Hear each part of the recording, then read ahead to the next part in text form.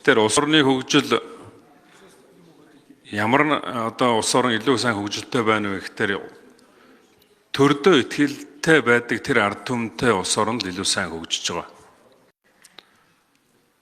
Гэвч харамсалтай нь одоо өнгөрсөн хугацаанд Монгол Ардын нам 9 жил төр барихтаа төрийг хэтэрхий анхаалгаж энэ татвар төлөгчдийн мөнгийг хэд дахин даавалдаж одоо төсөв нэмэгдүүлэх замаар одоо энэ өргөө зарцуулах, дарга нарын тансаглалд зарцуулах ийм зүйлүүдийг маш их хийсэн.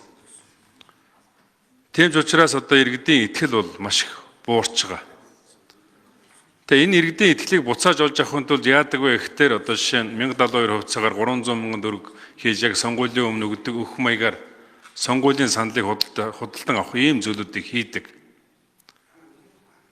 Тэрний нэг жишээ нь бол машины тухай хуулийг 2024 оны 6 сарын 5-ны өдөр энэ Тэмүүлэн нарын гишүүний өргөн барьснаар хууль батлагдсан.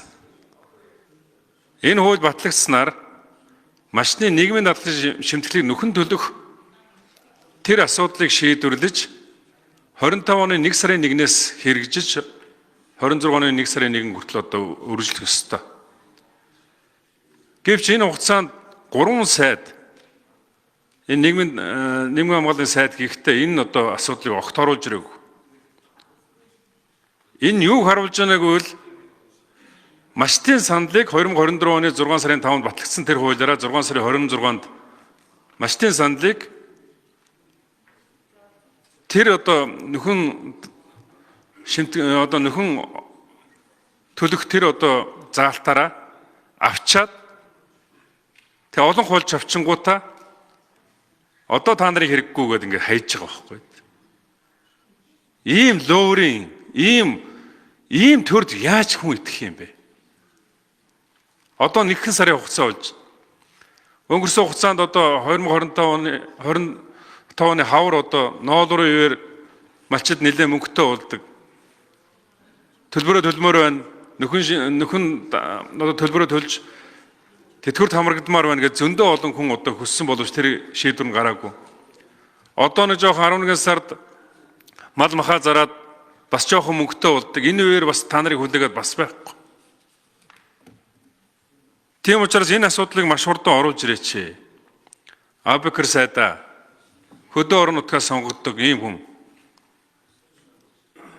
Тэр баялагч маш олон малчид байж байгаа. Инх хамгааллын сайд хэлээд бүр ядсан, бүр эсрэг юм ярьдаг. Ийм нөхдүүд байгаа. Тэгээ энэ одоо их хурлын гишүүд энэ хуулийг хугацааг нь сонгох одоо асуудлыг өргөн барих юм бол засгийн газараас 1 сарын хугацаатай санал аваад ингээд явсаар гол бүр хаварлуу очно. Тийм учраас амжихгүй. Тийм учраас засгийн газрын гишүүн засгийн газараас энэ одоо саналыг эх 7 хоногийн хурлаар оруулаад 1 жилээр сонгох одоо ийм асуудлыг маш хурдтайгаар шийдвэрлэж өгөөч. Тэгэхгүй бол одоо та бүхэн хөдөө орон нутгаар явна.